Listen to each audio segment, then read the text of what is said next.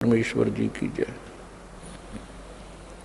बंदी छोड़ गरीबदास जी महाराज जी की जय। स्वामी रामदेवानंद जी गुरु महाराज जी की जय हो।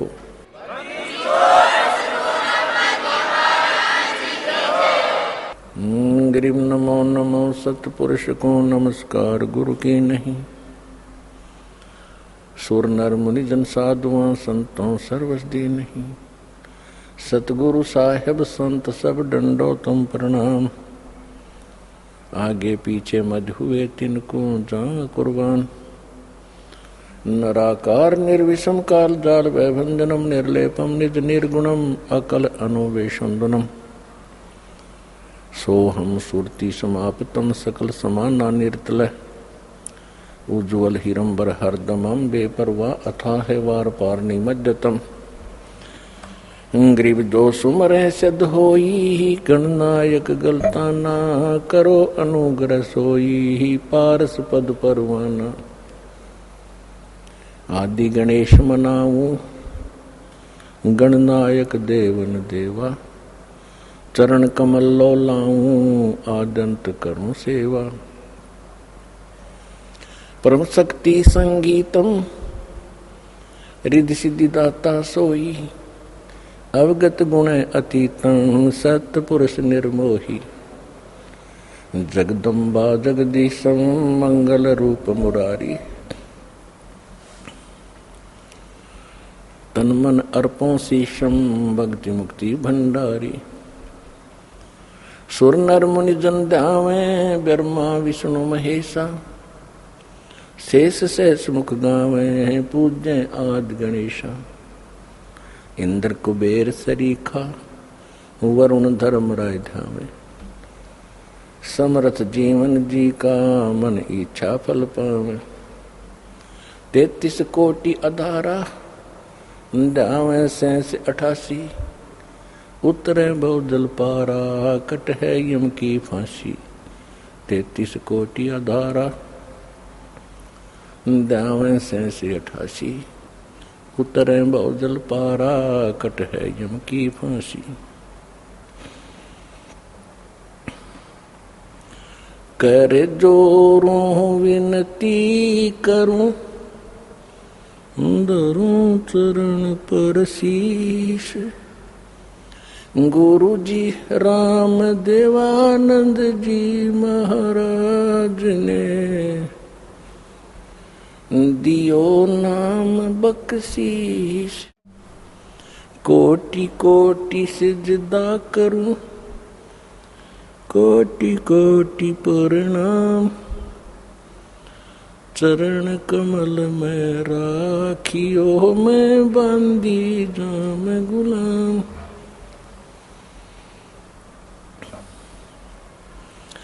कुत्ता हूँ गुरुदेव का रामपाल दास का नाम। गले प्रेम की जेवड़ी जाखें चो वहाँ जाऊं मैं। तो करो तो हो बावड़ू दूर दूर करो तो जाऊं।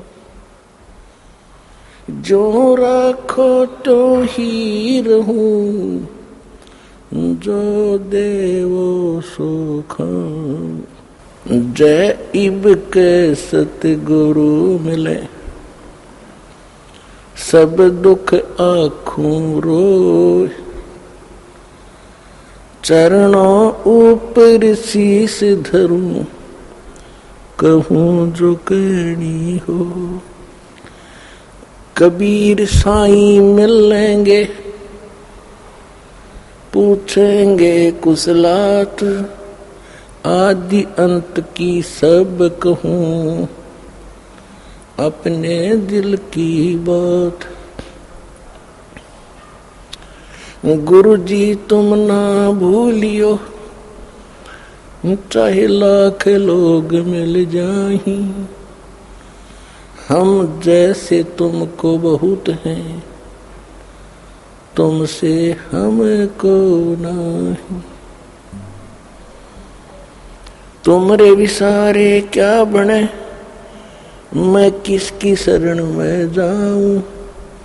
शिव वृंच मुनि नारदा, इनके हृदय न समाऊं। अवगुण किए तो बहुत किए, करत न मनिहार। बावे बंदा बख्श दियो, बावे गर्दन उतार। अवगुण मेरे बाप जी, बख्शो गरीब नवाज। जो मैं पूत कुपूत हूँ, बोर पिता को लाज। मैं अपराधी जन्म का, नक से बरे विकार। तुम दाता दुख भंजना, मेरी करो सुमर। सूरत करो मम साइया, हम हैं भवजल माही। आप ही बह जाएंगे जो, तुम न पकड़ोगे बाँ। हे बंदी छोड़ दयाल जी, तुम तक हमारी दौड़े। जैसे कागज जहाज का, सूझत और न ठोरे।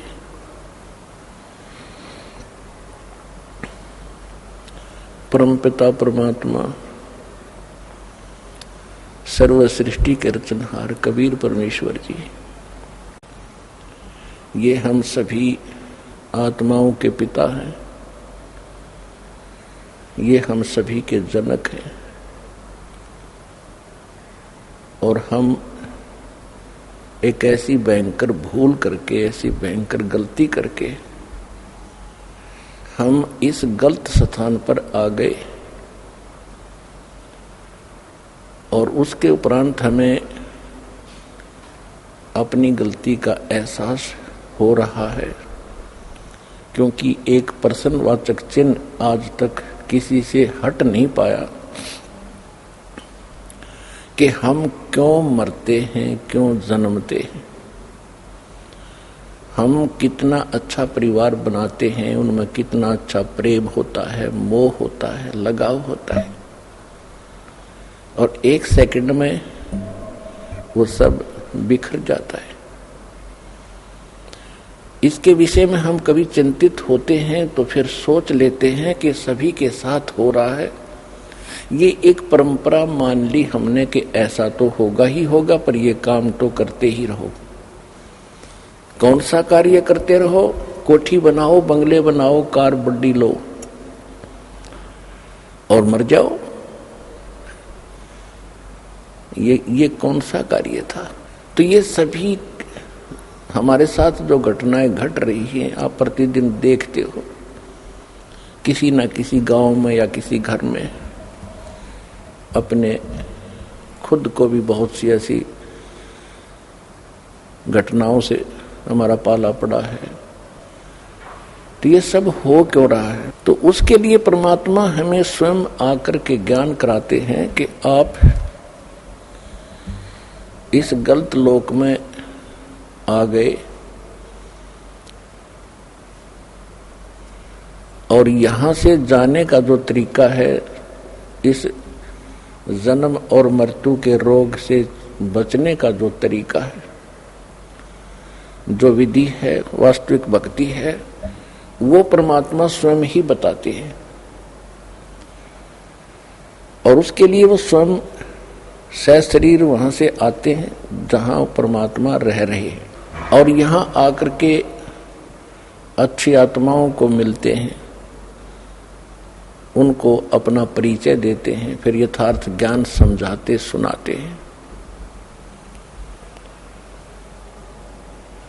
और यहां पर दो शक्ति काम कर रही है। एक तो परमात्मा है और दूसरा ये काल भगवान है। इस काल भगवान को ही हम ब्रह्म कहते थे, और जो वेदों के ज्ञाता माने जाते थे वो कहा करते थे कि ब्रह्म सुप्रीम पावर है, ब्रह्म से ऊपर कोई परमात्मा नहीं है।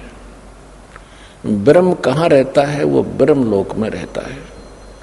फिर पूछते थे परमात्मा है कैसा? कि वो निराकार है।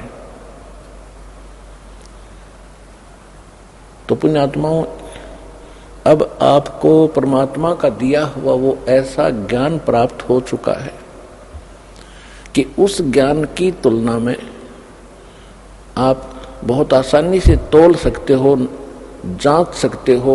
जो हमारे धर्म गुरु ऋषि महर्षि जो हमें ज्ञान दिया करते थे, वो कितने भगवान से परिचित थे, वो कैसा उन्होंने भगवान को जाना था।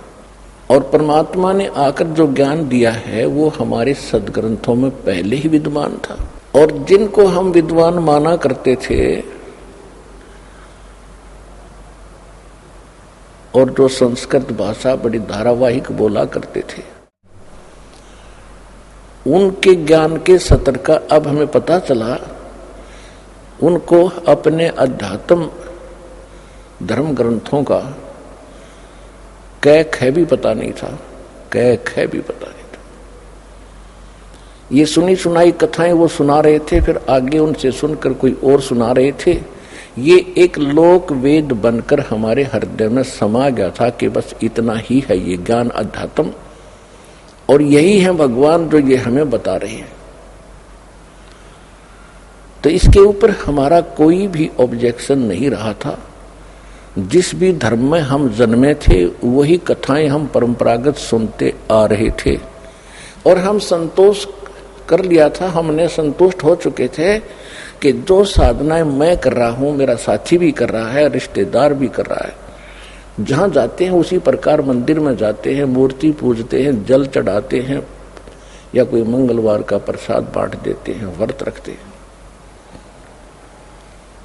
ये था एक लोकवेद, और ये त्रुटि थी हमारे अध्यात्म गुरुओं की। जो आध्यात्मिक जो टीचर गुरु थे वो बिल्कुल निल थे, वो डल थे, उनको भक्ति मार्ग का कति पता नहीं था। यहां तक कि हमारे जो महर्षि माने जाते थे, ऋषि महर्षि ब्रह्मा विष्णु महेश, जिनको हम सुप्रीम पावर मानकर उनको समर्पित थे, उनको भी भक्ति मार्ग का कै ख का पता नहीं। पुण्यात्माओं, अगर ये शब्द जो दास आज बोल रहा है, यदि ये शब्द 50 वर्ष पहले भी बोले जाते तो कोई सुनता नहीं, कोई सत्संग में आता नहीं, और विरोध और करते, गालियां देते कि सिरफरा बैठा है बरवाले में, पता नहीं क्या बकवासें घट रहा है। तो परमात्मा आए थे स्वयं 600 वर्ष पहले, दाता कबीर भगवान।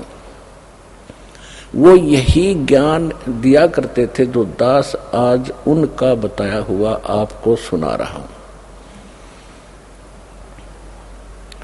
और उस समय जब परमात्मा यही ज्ञान बताया करते थे, उनको कितनी यातनाओं का सामना करना पड़ा, उनकी जीवन लीला से खूब जाना जा सकता है। इन्हीं के कारण उनको उबलते हुए सरसों के तेल के कढ़ाई में जलते हुए, जैसे पूरी तारते हैं से उबलता हुआ, उसमें डाल दिया भगवान को। समर्थ थे परमात्मा, अविनाशी हैं, उनको कुछ नहीं हुआ। घेरे कुएं में, बहुत गहरा कुआं होता था, 200-200 फुट नीचा, जल नहीं था, उसमें डालकर ऊपर से मिट्टी, गोबर, छड़े, कांटेदार झाड़ियां से ठोक दिया। परमात्मा थे वो बाहर बैठे पाए। कहने का भाव ये है कि वो तो भगवान के साथ ऐसा हुआ था, अगर इस दास के साथ हो जाता तो पहले झटके मर लेता। तो इसलिए परमात्मा ने ये तरीका अपनाया कि पहले तो भगवान वो ज्ञान देकर गए, और जो विरोध कर रहे थे हमारे धर्म गुरु पंडित, वो कहते थे इसको कुछ नहीं मालूम, ये झूठा है, ये क्या जाने वेदों और गीता को। क्या जाने ये पुराणों के विषय में, इसको संस्कृत भाषा नहीं आती। तो ये हमारे हृदय में घर कर गई ये बात उनकी कि कबीर जी अशिक्षित हैं और हमारे धर्म गुरु काशी विद्यापीठ से ये पढ़े हुए हैं और हमारे सदग्रंथ भी संस्कृत भाषा के अंदर ही लिपिबद्ध थे। तो जिस कारण से हमें अपने उस नकली धर्म गुरुओं पर अविश्वास नहीं हुआ कि ये झूठ बोल रहे हैं कि कबीर जी गलत ज्ञान दे रहे हैं। तो परमेश्वर ने इसलिए ये शिक्षा आपको दी है। आपको अभी तो शिक्षा का जो उद्देश्य है यही मान रखा है कि ज्यादा से ज्यादा कमाई करूं, धन जोड़ूं, कोठी बनाऊं और कार लूं, अपना बेटा बेटी को पढ़ाऊं, ये उच्च अधिकारी लगे, घनी माया जोड़ें। और जिसमें आपको तो दास आज वचन बोल रहा है कि ये शिक्षा परमात्मा ने आपको दी है और इस शिक्षा ने आपको इतनी हानि कर दी है आप अंदाजा नहीं लगा सकते। केवल आपने रोजी रोटी को ही उत्तम मान लिया। ये रोजी रोटी तो परमात्मा आज से पिछले इतिहास देखो, हमारे दादे परदादे वो भी अपना टाइम पास कर गए, चाहे भले ही झोंपड़ियों में रहे हो, लेकिन कितनी शांति थी, कितने निरोग रहते थे, कितनी बुराइयां नाम मात्र भी नहीं थी। और आज आप देख रहे हो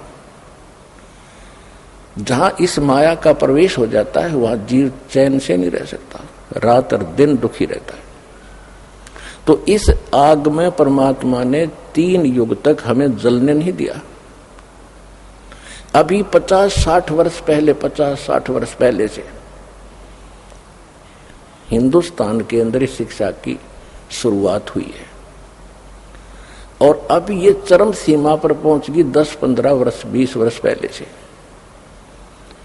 अब परमात्मा ने इस समय अब कितने अच्छे इंस्ट्रूमेंट दिए, इंटरनेट बना दिया, मोबाइल बना दिए, इलेक्ट्रॉनिक्स ये टीवी चैनल बनवा दिए, डीवीडी और सीडी बनवा दी, एक छोटी सी चिप बनवा दी जिसमें 100 घंटे का सत्संग आ जाता है, मैटर आ जाता है।